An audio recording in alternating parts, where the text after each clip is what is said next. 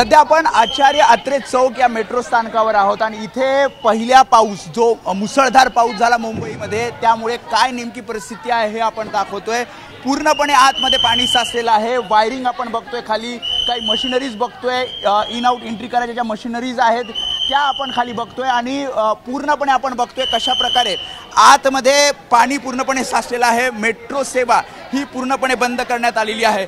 मला सांगा किती पाणी साचलंय इथे आतमध्ये? आमचं नुकसान होतंय। आम्ही सगळे इकडचे जे वसावतवाले ना सगळे कर्मचारी आहेत महानगरपालिकेचे, आता आम्ही पूर्ण काम करून सकाळी तुम्हाला माहिती आहे किती पाऊस पडला, ते काम करून आमच्या घरातलं सांडपाणी काढणार का आम्ही? सगळं लेट्रिनचं पाणी येतंय, आमच्या घरामध्ये सर्व लॅट्रिनचं पाणी गेले, संडासचं पाणी सर्व घरात गेले। या लोकांना काय सांगायचं? आम्ही लोकांना आम्ही किती त्रास सहन करतोय। पूर्णपणे मी तर म्हणतो मशिनरीज सुद्धा खाली पडल्यात। हो, आता पडलंय सगळं। बघा तुम्ही विचार करा ना, मग किती नुकसान झालेलं आहे। लोकांनी काहीच हे घेतले नाहीये साहेब।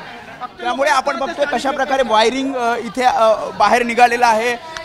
स्लॅब इथे बघतोय, इथे काम चालू होतं।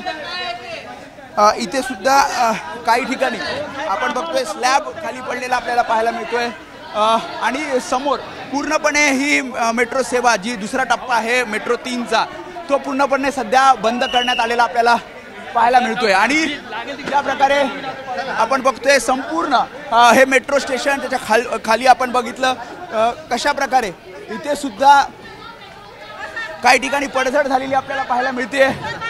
शिवाय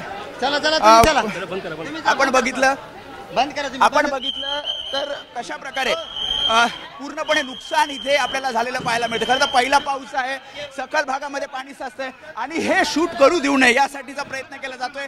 मात्र जी परिस्थिती आहे या स्थानकावरची ती दाखवण्याचा आपण प्रयत्न करतोय।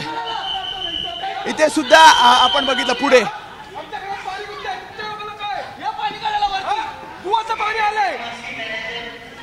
तुम्ही लोक बघता, तुमचं बघता, आमचं कोण बघणार?